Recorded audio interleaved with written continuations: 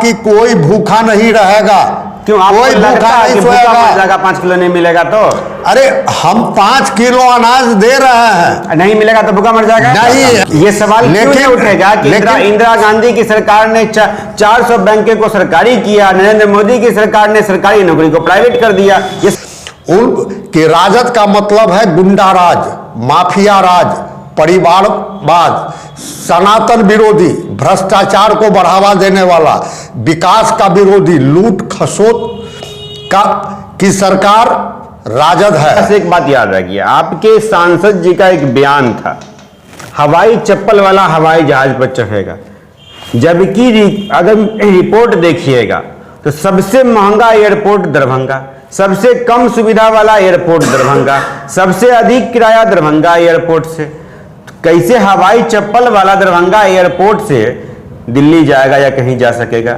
कि अपराध को संरक्षण देने वाला बाहुबली नेता ललित यादव जी जो राजद के प्रत्याशी हैं, और एक तरफ है समाज सेवी, सरल, मधुर स्वभाव के नेता गोपाल जी ठाकुर करते हैं। आप तो खुश होंगे, आप वैश्य समाज से आते हैं। 17 में से 10 सीट सवर्णों को मिल गया, जनसंख्या कम, सीट अधिक, नेतृत्व अधिक होगा, तो फिर वैश्य या SC ST या OBC समाज की आवाज पार्लियामेंट हो या विधानसभा हो, वहां तो रुक जाएगी। कैसे विकास होगा? इस बात का खेद नहीं है कि 10 लाख रोजगार देगा। 17 महीने में 5 लाख दे दिए। अगर वो 5 साल रहते, इस बात को आप भूल रहे हैं, लालू राबड़ी के राज को याद कर रहे हैं, तो कहीं नहीं लग रहा कुछ कड़ी छोड़ करके केवल उसी पिच पे बैटिंग हो रहा है जहां से छक्का मारा जा सके।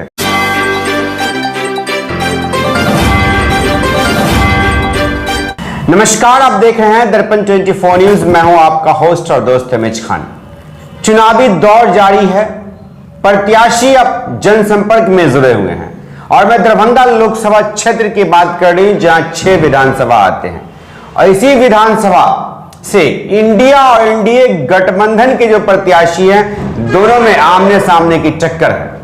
और कल इसी जगह पर इंडिया गठबंधन के नेता ने बताया कि उनके प्रत्याशी किस मुद्दे के साथ जनसंपर्क कर रहे हैं, क्या उनकी उम्मीद और आकांक्षाएं हैं। आज हमारे साथ भारतीय जनता पार्टी बीजेपी के जिला प्रवक्ता अशोक नायक जी हैं। सबसे पहले आपका स्वागत है। धन्यवाद। अशोक नायक जी से खट्टे मीठे तीखे सवाल भी आएंगे, और सवाल पूरा दरभंगा लोकसभा और प्रधानमंत्री नरेंद्र मोदी के से संबंधित होगा। सबसे पहले अशोक नायक जी, आपके प्रत्याशी जो सांसद हैं और एनडीए के प्रत्याशी हैं डॉक्टर गोपाल जी ठाकुर, उन्होंने नामांकन 18 अप्रैल को कर दिया। 2 चीज देखने को मिला, 18 को नामांकन आपका हुआ, 19 को नामांकन इंडिया गठबंधन का हुआ।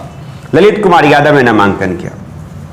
सबसे पहले हम पूछेंगे कि जो नामांकन का दृश्य रहा, कई प्रकार की प्रतिक्रियाएं हैं, मीडिया पर आरोप प्रत्यारोप लगता रहता है कि आपने हमें गलत दिखाया, आपने हमें सही दिखाया। हम बात उसी सभा से शुरू करते हैं जिस सभा में हम लोग बैठे हुए थे और आप भी थे। इंडिया गठबंधन के नामांकन में कुर्सियां जो थी, जो खबरें हम लोगों ने दिखाया, जो देखा, उससे पहले क्या दृश्य था वो अलग बात। तेजस्वी यादव के आने के समय कुर्सियां खचाखच भर गई। सम्राट चौधरी जब आए तो कुर्सियां खाली दिखी, आधा से अधिक, हम लोग मान रहे हैं इस बात को। आप बताइए कि केंद्र में आपकी सरकार, राज्य में आपकी सरकार, भीड़ इकट्ठा करने में आप पीछे कैसे रह गए? देखिए, खाली कुर्सी का जो कुछ चैनल के द्वारा जो दिखाया गया, वह कार्यक्रम के पूर्व का समय का वह वीडियो बनाया गया था, न कि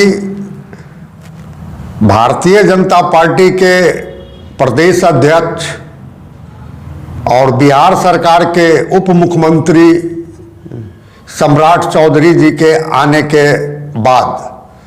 उस समय में भी हमने कुछ मीडिया लोगों को, जब खाली कुर्सी का ले रहा था वीडियोग्राफी, तो हमने उस समय में बयान भी दिया था कि अभी कार्यक्रम शुरुआत है, अभी कार्यक्रम में लोग आ रहे हैं, और आप चारों तरफ कैमरा घुमाइए और देखिए कि बसें भर के आ रही है, मोटरसाइकिल आ रही है, और हजारों कार्यकर्ता उस समय में प्रत्याशी के साथ दरभंगा कलेक्ट्रेट नामांकन करने के लिए उनके साथ चले गए थे। और जब सम्राट चौधरी का मंच पर आगमन होता है, उस समय में एक ऐतिहासिक भीड़ देखने को मिली और जो भी कुर्सी थी वह कुर्सी खचाखच भरी हुई थी। और यहाँ तक जब कुर्सी लोगों को नहीं मिली तो चारों तरफ लोग खड़े होकर के प्रदेश स्तर के नेताओं के चुनावी संवाद को सुनने का काम किया और लोगों ने बड़ा उत्साहित होकर के उस कार्यक्रम से गए हैं। आप पार्टी के प्रवक्ता हैं, जिला प्रवक्ता हैं, आपका दायित्व बनता है अपने पार्टी की बात को रखना, प्रखर होकर रखना और पार्टी की तरफ से बैटिंग करना। आपने जो बल्लेबाजी किया वो काफी सराहनीय है, लेकिन कुछ चैनल्स ने उसे लाइव भी दिखाया, उस पर हम बाद में बात करेंगे। अब बात यह है कि आपके नेता हैं, सम्राट चौधरी उप मुख्यमंत्री हैं, प्रदेश अध्यक्ष हैं और बड़े राजनीतिक घराने से भी आते हैं। ये बताइए कि आप लोगों के पूरी भाषण में आपने भी याद किया होगा, सम्राट चौधरी ने भी अटैक किया ललटनिया पर, नित्यानंद राय ने अटैक किया परिवारवाद पर, आपके विजय सिन्हा जी ने अटैक किया लालू यादव पर। लेकिन इसमें विकास की बात कहां थी, इसमें जनता की मुद्दा की बात कहां थी, इसमें रोजगार की बात कहां रही, इसमें योजनाओं का भरपूर कहां रहा? योजना तो भाषण से गायब दिख रहा है। विकास का एजेंडा जो मोदी जी जिसकी बात करते हैं, मैं उसकी बात कर रहा हूं। विकास का जहां तक का सवाल है,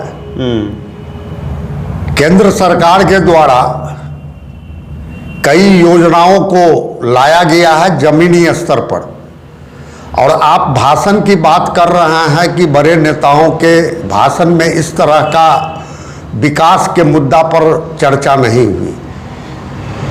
विकास के मुद्दा पर चर्चा हुई है, लेकिन जो मुख्य फोकस था, सामने जो राजद के प्रत्याशी हैं उनके कार्यकाल का, उनके व्यक्तित्व पर चर्चा मुख्य रूप से उस रोज किया गया और विकास पर चर्चा निश्चित पर हुई है। कई वक्ताओं ने केंद्र सरकार के विकास को आम जनता के बीच परोसने का काम किया। हमारे प्रत्याशी के द्वारा दरभंगा जिला में जो जो योजनाओं को लाया गया है, उन सारे बिंदुओं पर चर्चा हुई। ये वो विकास की बात बाद में। अब ये बताइए कि जनसंपर्क में आप लोग जा रहे हैं, देखने में और जो सवाल आता है फीडबैक उधर से, मैंने आरजेडी वाले से भी पूछा कि लोग बोलते हैं कि सांसद जी को हम पहचानते नहीं, सांसद जी मेरे गांव में कभी नहीं आए, और जो विधायक आपके सांसद प्रत्याशी ललित यादव है, उनका कहना है कि गोपाल जी ठाकुर ही एम्स के निर्माण में बाधा बने। एम्स के निर्माण में बाधा बनने वाले वो देश के पहले सांसद है, क्या कहिएगा? देखिए, जब हम लोग जनसंपर्क में जाते हैं तो आम जनता के बीच ये चर्चाएं हैं कि अपराध को संरक्षण देने वाला बाहुबली नेता ललित यादव जी जो राजद के प्रत्याशी हैं, और एक तरफ है समाज सेवी सरल मधुर स्वभाव के नेता गोपाल जी ठाकुर, जो जनता इस पर विचार कर रही है कि हमको सरल मधुर स्वभाव के नेता गोपाल जी ठाकुर को फिर एक बार दरभंगा से चुनाव जिता करके लोकसभा में भेजना है। ये आम जनता के बीच में ये चर्चाएं हैं।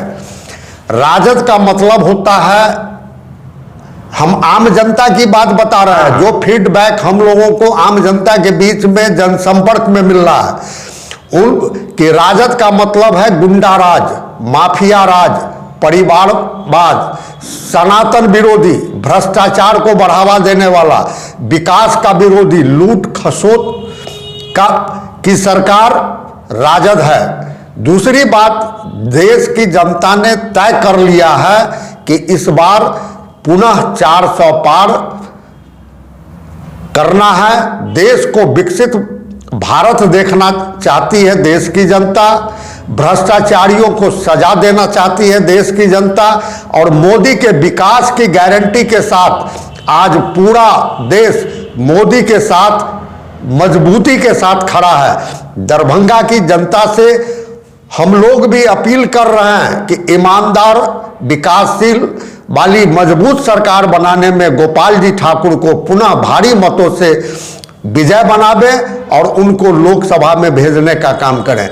मैं आपको बता दूं कि 1990 से लेकर के 2005 तक लालू की सरकार रही है, राबड़ी की सरकार रही है। उस समय जो एक जंगल राज था, अखबार का पन्ना रंगों रहता था कि आज अपहरण हुआ, आज इस व्यवसायियों के साथ हत्या हो गया, इसको फिरौती के लिए टेलीफोन चला गया। वह जंगल राज क्या कि अपराध राज का कायम हो गया था 15 वर्ष लालू और राबड़ी देवी के सरकार में।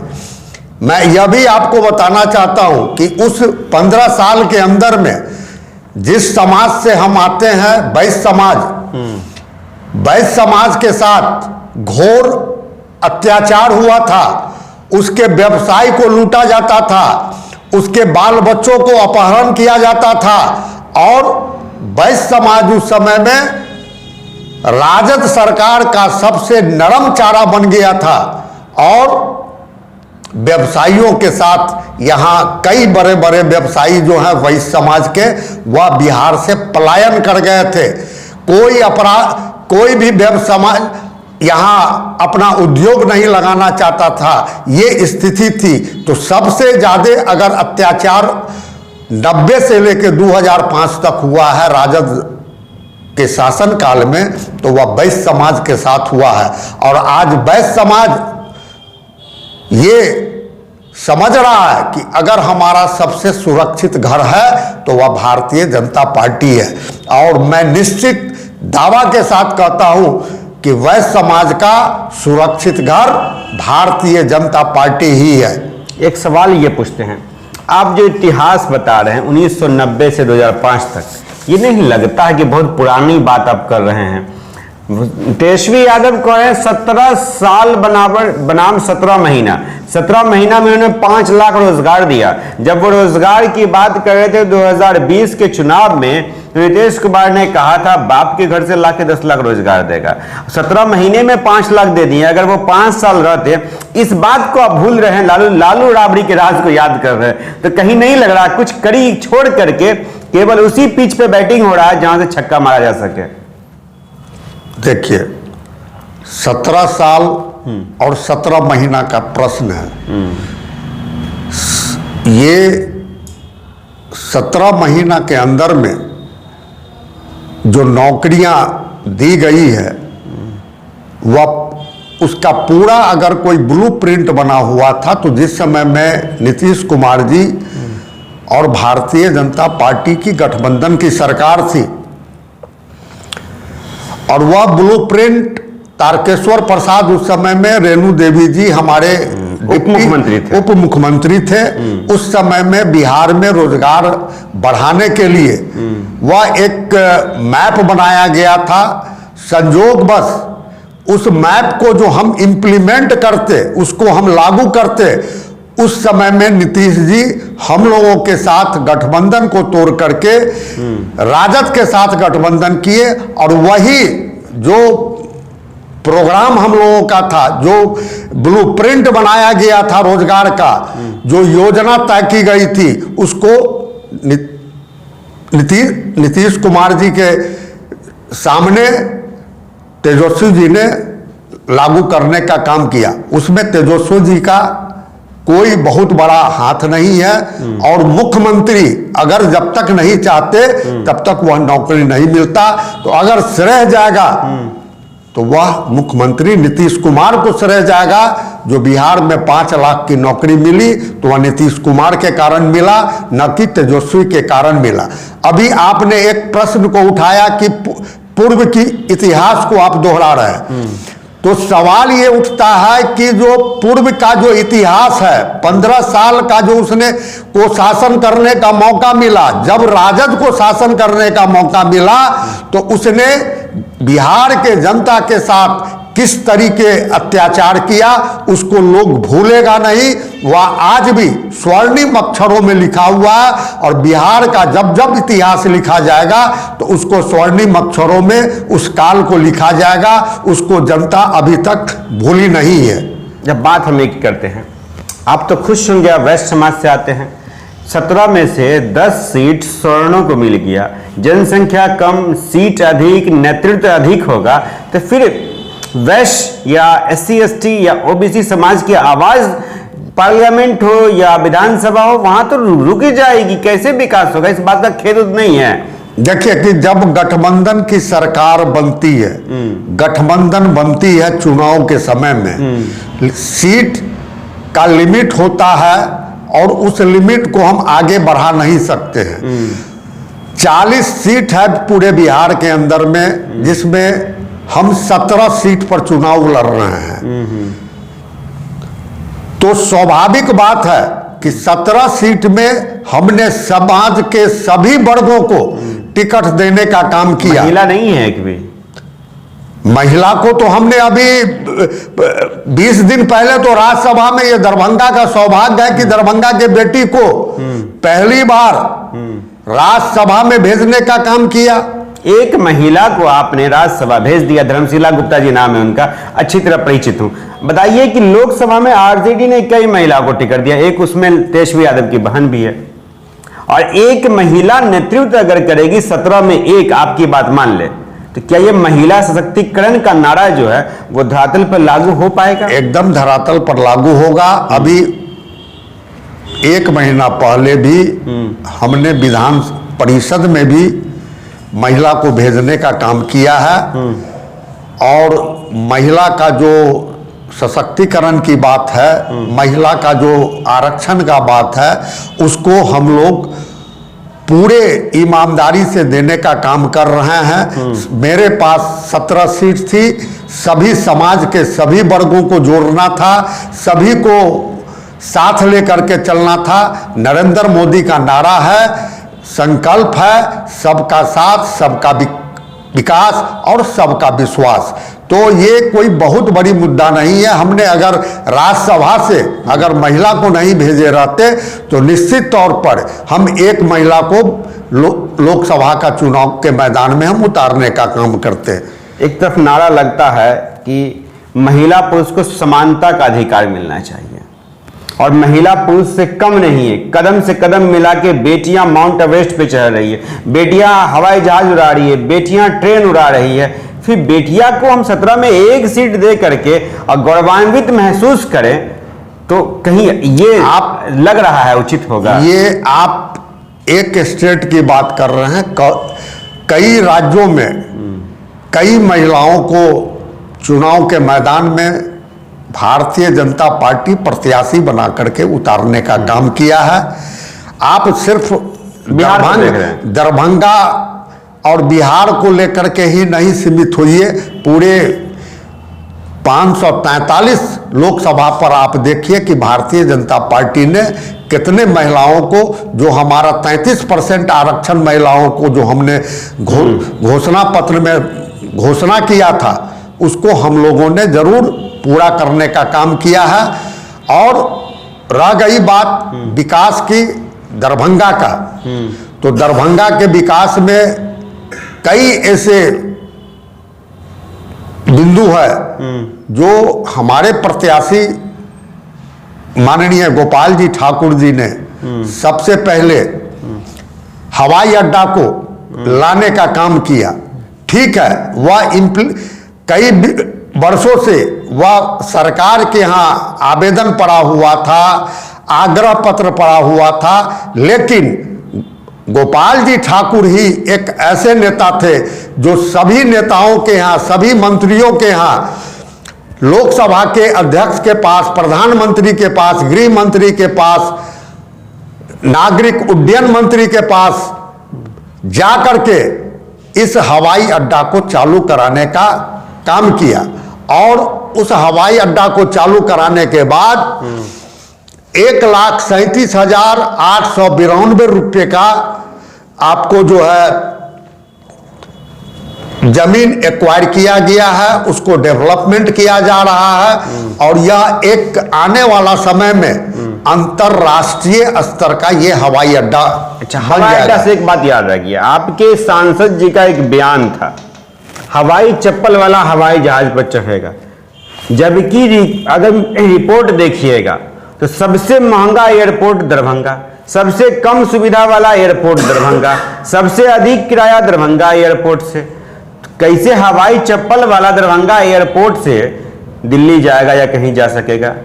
वो नारा तो धरातल पर नहीं फिट बैठता है। देखिए, हाँ, एक है चप्पल वाले, गोपाल जी ठाकुर चप्पल पहनते, वो जा सकते हैं।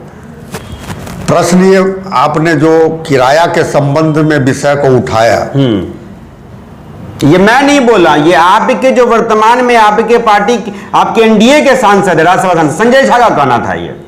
देखिए, जब आज हम भारतीय जनता पार्टी के जिला के प्रवक्ता के हैसियत से आपके पास बैठे हैं, तो जो विरोधी दल है उसके कमियों को हम उजागर करने का काम करते हैं। अपनी भी तो गुणगान बताइएगा, आप जो नारा दिए उस पर कितना फिट बैठते हैं। मैं बता रहा हूं आपको कि उसका जो किराया का जो दर तय होता है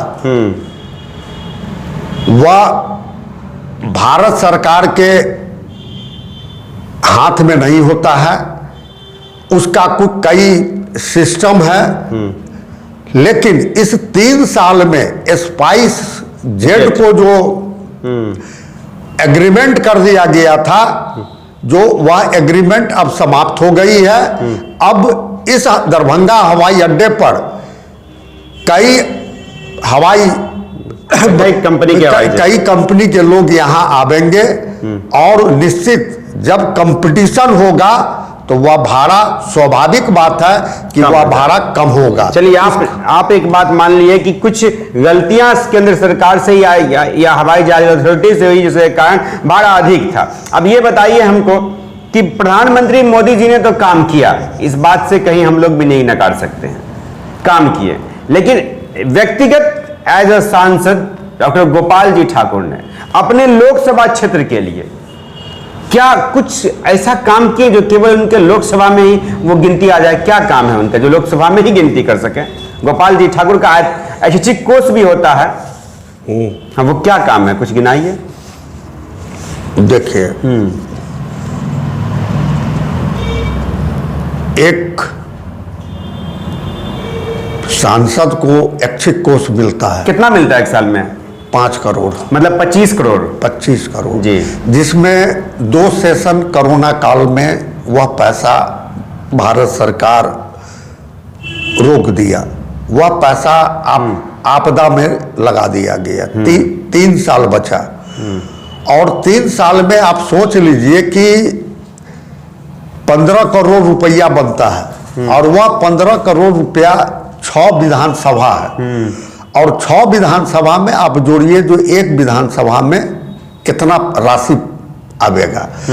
तो इनका जो राशि था 15 करोड़ के लगभग, वह सारा योजना जमीन पर उतर चुका हुआ है। अब आपका प्रश्न ये भी उठ सकता है कि अभी अखबार ने छापा जो दरभंगा के सांसद लगभग 2 करोड़ रुपया की राशि खर्च नहीं की है, वह सारा राशि लिखा करके जिला योजना पदाधिकारी के यहाँ जा चुका हुआ है। चुनाव की घोषणा होने के कारण वह रुक गया है। चुनाव समाप्त होगी, वह 2 करोड़ रुपया राशि का जो भी सांसद महोदय के द्वारा लिखा गया है वह योजना फिर जमीन पर उतर जाएगी। ये बताइए, विशेषकर कौन सा काम है दरभंगा लोकसभा के लिए गोपाल जी ठाकुर ने किया हो जो बाद में भी याद किया जाए, बच्चे भविष्य में याद करें? देखिए, सबसे बड़ी चीज है कि हवाई अड्डा, जिसके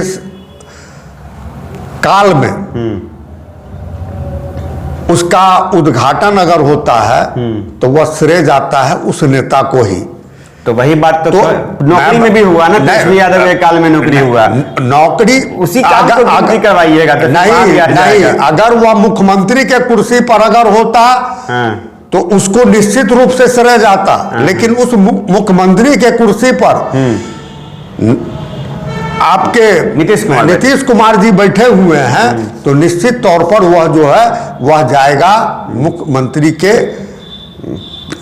ऊपर ही जाएगा, श्रेय उसी को मिलेगा, न कि उसके डिप्टी सीएम को। डिप्टी सीएम कोई पद थोड़े है, एक शोभा है, वह शोभा है और कुछ नहीं है।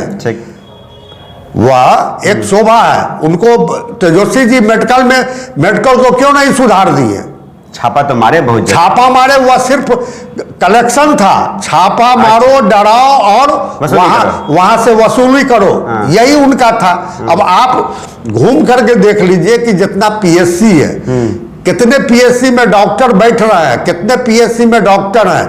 आप उसको उठ करके आप चले जाइए दरभंगा ही में, आप देख लीजिए चारों तरफ कितनी। अब ये बात कहिएगा तो हम कहेंगे मंगल पांडे भी स्वास्थ्य मंत्री थे, क्यों नहीं सुधरा? सबका साथ, सबका विकास, सबका विश्वास वाली सरकार में नहीं सुधर पाया, तो गुंडा राज वाली सरकार में क्या सुधरेगा? अब हम आपको बता रहे हैं कि जब माननीय मंगल पांडे जी बिहार के स्वास्थ्य मंत्री थे, उस समय में पीएससी में डॉक्टर बैठते थे। दूसरी चीज कि अगर दरभंगा में आज भी अगर आप सीटी स्कैन कराने जाते हैं, एमआईआर कराने जाते हैं, तो बाहर का रेट देख लीजिए। और वही मंगल पांडे जी हैं जो मेदांता से बात करके उस इमरजेंसी के बगल में सेंटर बनाए, और वह बाजार से आधे दामों में गरीबों को सीटी स्कैन भी हो रहा है और एमआरआई भी हो रहा है। ये मंगल पांडे का मंगल पांडे की उपलब्धि है, मंगल पांडे की उपलब्धि है। उद्घाटन भी उन्हीं के द्वारा किया गया था। और आरओबी की बात हम बता रहे हैं, यहां 4 साल फातिमी जी सांसद रहे, 20 साल उनके बगल में पंडा सराय है, आज तक आरओबी नहीं बना पाए। लेकिन आज दरभंगा के सांसद गोपाल जी ठाकुर पंडा सराय का गुमती हो, दोनार का गुमती हो, ये क्या कहते हैं आपको म्यूजियम का गुमती हो, कंगवा गुमती हो, दिल्ली मोड़ हो, सब पर आरओबी बन रहा है। और वह उद्घाटन प्रधानमंत्री जी के द्वारा हो चुका हुआ है, टेंडर हुआ, उद्घाटन हुआ और कार्य भी दरभंगा में शुरू हो चुका हुआ है। चुनाव के समय हुआ है कुछ ही दिन पहले। ये भी सवाल के घेरे में आप लोग आ रहे हैं कि वोट को लेने के लिए आरओबी का शिलान्यास करवा दिया। ये देखिए, हमने क्या कहा कि आप जिस मानसिकता से जिसको सोचिएगा और जिस मानसिकता से आप चलिएगा, आपकी सोच उसी तरीके बनेगी। किसी भी सरकारी काम को, आप भी मीडिया के लोग हैं, आप भी देखते हैं, या आप भी किसी सरकारी कार्यालय में अगर जाते हैं तो काम होने में कितनी प्रक्रियाओं का, आप एक घर का नक्शा बनाने के लिए जाइए तो वह 50 टेबल घूमेगा, 50 टेबल घूमने के बाद वह आपका नक्शा पास होता है। तो कहने का मतलब यह है कि सरकारी काम में समय लगता है, काम होता है, लेकिन आखिर काम शुरू तो हो गया। आपकी योजना को हम गिनवाते हैं। स्वच्छ भारत अभियान, शौच मुक्त अभियान, पक्का घर अभियान, इस 3 पर हम बात करते हैं। शौच मुक्त अभियान की हकीकत हमने दिखाया दरभंगा के हराई पोखर से। हराई पोखर दरभंगा शहर में आता है, उसकी स्थिति देखे हैं। सबसे अत्यधिक छठवर्ती उसी हराई पोखर पर छठ पूजा करती है। हमारे बिहार का सबसे पवित्र पूजा छठ है। और उस पोखर की स्थिति अभी जाकर के देख लीजिए, चारों साइड में शौच ही शौच नजर आएगा। तो ये कहीं ना कहीं धार्मिक जो भावना है, फीलिंग को भी ठेस पहुंचता है। इस तरह से गंदगी पोखर पर क्यों शौच मुक्त, यदि स्वच्छ भारत अभियान है तो? स्वच्छ भारत योजना के अंतर्गत 2,72,000 दरभंगा लोकसभा में लोगों को शौचालय बनवाने का काम किया गया। तो फिर सड़क का खुले में शौच क्यों? अब हमको और आपको, आम जनता को मानसिकता को बदलना होगा। उदाहरण मैं दे रहा हूं कि जगह जगह नगर निगम के द्वारा भी कई शौचालय बनाया गया है। चलता हुआ ही बनाया गया है। चलता फिरता शौचालय भी है, लेकिन लोगों के मानसिकता में जब तक बदलाव नहीं होगा तब तक आपका जो कथन है उसमें सुधार नहीं हो पाएगा। ये मानसिकता लोगों को बदलना होगा। आप मंदिर में भी अगर आप जाते हैं तो या मस्जिद में भी अगर आप जाते होइएगा तो देखते होइएगा बाहर में कोई पान का पीस खा करके खैनी का तंबाकू का थूक फेंक देता है। मानसिकता गलत नहीं है, वह एक आदत बना हुआ है। इस आदत को हम और आप एक जागरूकता अभियान चला करके ही समाप्त कर सकते हैं। तो हम लोगों ने, नरेंद्र मोदी ने स्वच्छ भारत के लिए जो लोग एक अभियान चलाए कि स्वयं 1 घंटा जो है सफाई अभियान पर लोग दे, और प्रधानमंत्री स्वयं झाड़ू लेकर के सड़क पर उतरने का काम किया। वह संदेश था, हम लोगों भी ने उतरने का काम किया, कई सामाजिक संगठन इसको उतरने का काम किया। इसमें थोड़ा समय लगेगा, लेकिन आने वाला समय में आम जनता का मानसिकता जरूर बदलेगा। और आप अपने घर में ही देख लीजिए ना, कहीं पर अगर है तो रूम में भी अगर है तो आसकत से थूक फेंक देते हैं। तो ये मानसिकता का बदलाव होगा। अब आवास योजना पर बात कर रहे थे हम लोग, 24 तक हर घर पक्के हो जाएंगे, प्रधानमंत्री मोदी का वादा था, लेकिन अभी भी गांव में कई घर कच्चे हैं, खास करके SC/ST समुदाय को जाकर देखिए। दरभंगा लोकसभा में 1,97,000 लोगों को आवास मिला, लोगों को आवास दिया गया है। आवास किसको मिलेगा? सबको तो मिलेगा नहीं। उसका एक क्राइटेरिया है। हाँ। उस मापदंड के अंदर में जिन लोग आवेंगे वह सभी लोगों को मिलेगा। और हमारा एजेंडा में भी है कि गरीबों को पक्का मकान का चाबी देना है। दूसरी विषय जो अभी भी लोगों को कई आवेदन पड़ा हुआ है और चुनाव के बाद फिर हम अंदाज करते हैं जो लगभग 1 लाख लोगों को पक्का मकान की राशि उपलब्ध करा दी जाएगी। कहीं कुछ ऐसा नहीं है। और यह योजना तो किसके लिए? योजना कई साल से बंद भी है, आवास, प्रधानमंत्री आवास योजना। ये बंद नहीं है तो ये बंद नहीं है। प्रश्न ये उठता है कि कहीं ना कहीं जो हमारी सरकार जनधन योजना लागू किया गया, आप पहले जनधन से क्या फायदा हुआ वो बता दीजिए, लाभ क्या? मैं बता रहा हूं आपको। जनधन योजना इसलिए लागू किया गया, आप जब बैंक में जाते, एक गरीब व्यक्ति, एक कमजोर व्यक्ति, एक अनपढ़ व्यक्ति, जब बैंक में आप जाकर के आप खाता नहीं खुला सकते थे, आपको इतनी प्रक्रिया से गुजारना पड़ता उसके द्वारा। तो प्रधानमंत्री ने एक जनधन योजना लागू किया और उसके लिए सभी बैंकों को कहा कि आप गरीबों के दरवाजे पर जाकर के खाता खोलने का काम करें। सिर्फ फोटो लें और खाता खोलें, कोई बाहरी कागज की आवश्यकता नहीं है। जनधन योजना जब खुला, कोरोना काल में जितनी भी जनधन योजना था खुला हुआ, सभी के खाते में प्रधानमंत्री ने 1,000 रुपया भेजने का काम किया। दूसरी चीज कि सरकार के द्वारा किसान सम्मान योजना है या किसी भी तरह का आपको इंदिरा आवास का पैसा है, वृद्धा पेंशन का पैसा आता है, वह पहले आपको कर्मचारी के माध्यम से दिया जाता था, बिचौलिया होता था। जहां चला 100 रुपया, आपके पास पहुंचा 15 पैसा। तो प्रधानमंत्री ने उस जनधन योजना में सारा पैसा सीधा भेजने का काम किया और वहां कोई बिचौलिया नहीं है। ये बात हम काट देंगे आपको। 18 तारीख को मैं आपकी ही नामांकन सभा में था, वहां महिलाओं ने कहा कि 1.5 लाख में 50,000 रुपया ले ले छे मुखिया वार्ड मेंबर। हम बोले वोट केकरा देवे? तो वोट तो मोदी के देवे। ये बात हकीकत है, लेकिन भ्रष्टाचार तो आज भी है।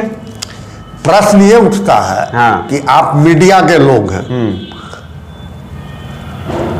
उसको 1.5 लाख रुपया दिया, 50,000 रुपया मुखिया, उसका प्रक्रिया अच्छा फिट है, उसने ले लिया। आप आपको अगर मान लीजिए कि गलत हो रहा है आपके साथ, आपके पेट में दर्द अगर होगा तो आप डॉक्टर के पास जाइएगा ना कि हमारे पेट में दर्द हो रहा है।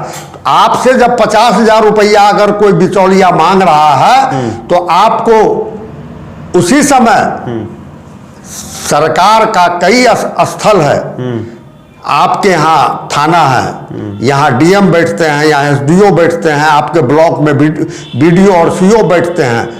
आप वहाँ जाकर के एक लिखित आवेदन तो दे दें। अगर आप हमको लिखित आवेदन दिलवाइए, मैं सारे लोगों को जांच करा करके मैं सबको जेल भेजवाने का काम करूँगा। बताइए हमको नेताजी कि किसी आम जनता को अगर 1-1.5 लाख की जगह 1 लाख रुपया मिल रहा बिना कोई पूंजी फंसाए, लोग यही बोलता है, तो उसको आपत्ति क्या? 1 लाख रुपए का बेनिफिट है। दूसरी बात, जो आदमी उनसे पैसा लेते हैं वही आदमी को देखा जाता है कि प्रखंड के बीडीओ साहब के साथ बैठते हैं, सीओ साहब के साथ बैठते हैं। तो एक आम आदमी जिसको इतना अभी नहीं सुधरा है कि वो शौच अपने घर में करे, उसकी क्या हिम्मत होगी कि बाबू साहब के विरुद्ध आवेदन डीएम साहब को दे दे? नहीं, ये लोगों को सोच बनाना होगा। वही चीज नहीं बनाना होगा। अब हम लोग आ जाएं कि दरभंगा का विकास, अब दरभंगा स्टेशन अंतरराष्ट्रीय स्टेशन का रूप लेने जा रहा है। मॉडल स्टेशन बनेगा। हाँ, वो हमने लहरियासराय, सकरी, हायाघाट, ये किसका देन है? माननीय गोपाल जी ठाकुर का देन है। आईटी पार्क प्रधानमंत्री की तरफ से ये चल रहा है। ये योजना कोई विशेष का दरभंगा के लिए नहीं है। ये मैं दरभंगा, देखिए प्रधानमंत्री के द्वारा किया गया, सांसद के द्वारा नहीं है। वो देखिए, योजना 1000 योजना बनती है, लेकिन जब तक उसमें वहां का सांसद अगर एग्रेसिव नहीं होगा तब तक वह योजना आपका नंबर कब आवेगा इसका कोई गारंटी नहीं है। लेकिन गोपाल जी ठाकुर ने रेलवे बोर्ड के मेंबर होते हुए उन्होंने एग्रेसिव रहे, उस पर तत्परता से लगे रहे, जिसका गोपाल जी ठाकुर का देना है जो आज रेलवे स्टेशन का इतना बड़ा विकास हो रहा है। आरओबी का विकास का निर्माण शुरू हो गया है। मखाना उद्योग जो टैग किया गया है अंतर्राष्ट्रीय हो गया है। अब यहाँ इंजीनियर भी, वैज्ञानिक भी बैठ रहे हैं। एम्स की बात आप कीजिएगा तो एम्स को लटकाने भटकाने का काम कौन किया? नीतीश जी और भाजपा की सरकार थी। निर्माण का कार्य शुरू हो चुका था। उस स्थल पर यहां डायरेक्टर की नियुक्ति हो चुकी थी, लेकिन जब राजद और नीतीश जी की सरकार बनती है तो उसको अब यहाँ नहीं बनेगा। उसमें एक, जब इसके भीतर अगर आप जाइएगा, बहुत खोजबीन कीजिएगा तो बहुत बड़ा मामला है जो दरभंगा हॉस्पिटल से हटा करके उसको दूसरे जगह भेजने के पीछे यहाँ के बहुत बड़े बड़े कुछ डॉक्टर, कुछ नर्सिंग होम का बहुत बड़ा हाथ है। वह नहीं चाहता था जो कि इस स्थल पर बने।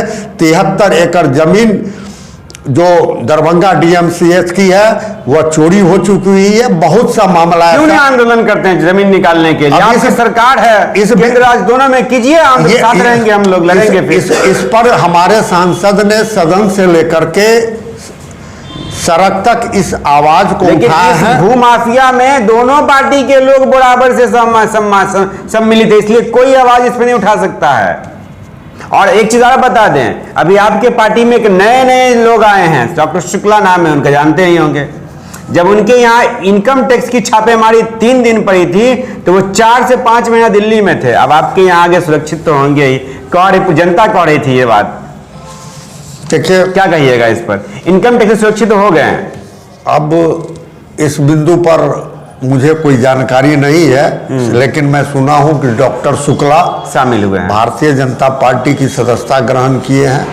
मैं उनके व्यक्तित्व के बारे में, ये खबरें मीडिया में है, जो भी हो मुझे नहीं जानकारी है, इसलिए अभी हम इस पर कोई नहीं बता। आगे बताइए, योजना बताइए, योजना क्या क्या है आपकी?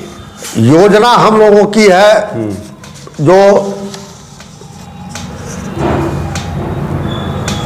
अभी सकरी मंडन मिश्र का जो परिवर्तन होने जा रहा है हॉल्ट का, डीएमसीएच में पावर ग्रिड का जो विश्राम गृह बनी वह भी हमारे सांसद महोदय के सहयोग से ऊर्जा मंत्री आर.के. सिंह से मिलकर के यहाँ पर इम्प्लीमेंट कराने का काम किए। अब सवाल ये उठता है कि कई बिंदु है जिस बिंदु पर हम लोग आम जनता के बीच किस बिंदु पर जा रहे हैं? आप भी किस बिंदु पर जा रहे हैं? नए इसमें जन समर्थन में किस बिंदु को लेकर के जा रहे हैं? हमने जो नरेंद्र मोदी का 10 साल का जो कार्यकाल रहा, विश्वकर्मा योजना एक अभी सबसे गरीब, गुरबा, शोषित, वंचित लोगों के लिए है। शिल्पकार, दर्जी का काम करने वाला, मूर्ति बनाने वाला, धोबी का काम करने वाला, जूता चप्पल सीने वाला, जैसे लोगों को विश्वकर्मा योजना के तहत उसको अभी 1 लाख रुपया दिया जा रहा है। और जब 1 लाख रुपया हुआ कम ऋण पर है और बहुत मिनिमम उसका सूद है, जब आप वह 1 लाख रुपया सधा देते हैं तो फिर आपको 3 लाख रुपया मिलेगा। ऐसे ही है। फिर 3 लाख रुपया आप सधाते हैं तो वह 5 लाख रुपए तक नौकरी कितना दी है? सवाल ये उठेगा तब क्या बोलिएगा? नौकरी लोगों को दी ही है। नौकरी को अगर आप सरकारी नौकरी मानते हैं, सरकारी हम लोग रोजगार से भी जोड़ने का काम किए हैं। मुद्रा लोन योजना 2 करोड़ नौकरी मिला प्रत्येक साल। मुद्रा लोन योजना के तहत व्यवसाय करने के लिए आप किसी भी बैंक में जाइए और सुविधाजनक आपको 10 लाख रुपए तक का ऋण मुहैया कराया गया। बहुत लोग कर्जा होता है, कर्जा कितना लेगा आदमी? तो सवाल ये है, मतलब रोजगार उसका उस बच्चे का भविष्य सेट हो गया उसमें? नहीं, अभी जो बता रहे हैं कि मुद्रा योजना के तहत आप सिर्फ सरकारी नौकरी के तरफ जा रहे हैं, हम रोजगार के तरफ। ये सवाल क्यों नहीं उठेगा कि इंदिरा गांधी की सरकार ने 400 बैंकों को सरकारी किया, नरेंद्र मोदी की सरकार ने सरकारी नौकरी को प्राइवेट कर दिया? ये सवाल तो उठेगा इतिहास से। प्रश्न ये उठता है कि आप नौकरियां जहां तक है, अभी भारत की सरकार हो या बिहार की सरकार हो, नौकरियां का बहाली निकाला जा रहा है, नौकरियां दी जा रही हैं। 2 करोड़ प्रत्येक साल मिल रहा है। ये देखिए, सवाल यह है कि नौकरी दिया जा रहा है। अभी परसों यूपीएससी का रिजल्ट आया है, अपने बिहार से दर्जनों लड़का पास किया है, जो आईएएस बनेंगे, आईआरएस बनेंगे, आईएफएस बनेंगे, आईपीएस बनेंगे। तो रोजगार तो मिल रहा है। हम रोजगार के साथ, सरकारी नौकरी के साथ रोजगार भी देने का काम कर रहे हैं और मुद्रा योजना के तहत 10 लाख रुपए का ऋण देने का काम कर रहे हैं, सुविधाजनक, और लोग ले करके अपने अपने व्यवसाय को बढ़ाने का काम कर रहा है। आपको जो गरीब है उसको 5 किलो राशन 1 यूनिट पर, एक व्यक्ति पर फ्री देने का काम किया जा रहा है। आयुष्मान कार्ड, ये बताइए ऐसी क्या आयुष्मान कार्ड एक गरीब लोगों के लिए, पैसे के अभाव में गरीब लोग उचित इलाज नहीं करा पाते थे, लेकिन नरेंद्र मोदी की जो सोच है उस सोच में उन्होंने आयुष्मान भारत योजना के तहत गरीब गुरबों को 5 लाख का कार्ड बना करके दिया है। और वह सरकारी हो, अर्ध सरकारी हो, प्राइवेट हो, कहीं भी वह जाकर के 5 लाख रुपए तक का निःशुल्क इलाज करा सकता। ये बहुत बड़ी एक उपलब्धि है शोषित वंचित गरीबों के लिए। आप राशन की बात कर रहे हैं कि कोई भूखा नहीं रहेगा, क्यों? कोई भूखा नहीं सोएगा। 5 किलो नहीं मिलेगा तो? अरे हम 5 किलो अनाज दे रहे हैं, नहीं मिलेगा तो भूखा मर जाएगा? नहीं, ऐसी भी बात नहीं है, भूखा कोई नहीं मरेगा। लेकिन हम गरीबों को, 80 करोड़ जनता को 5 केजी अनाज देने का काम कर रहे हैं। मतलब आज भी हम थैंक यू फॉर वॉचिंग दर्पण 24 न्यूज। खबर को सबसे पहले पाने के लिए यूट्यूब पर देख रहे हैं तो सब्सक्राइब करें, फेसबुक पर देख रहे हैं तो फॉलो करें। कमेंट्स में अपनी राय या अपने आस पड़ोस में समस्या हमें बताएं। हमें सपोर्ट करने के लिए लाइक और शेयर अवश्य करें। धन्यवाद। थैंक यू फॉर वॉचिंग दर्पण 24 न्यूज। खबर को सबसे पहले पाने के लिए यूट्यूब पर देख रहे हैं तो सब्सक्राइब करें, फेसबुक पर देख रहे हैं तो फॉलो करें। कमेंट्स में अपनी राय या अपने आस पड़ोस में समस्या हमें बताएं। हमें सपोर्ट करने के लिए लाइक और शेयर अवश्य करें। धन्यवाद।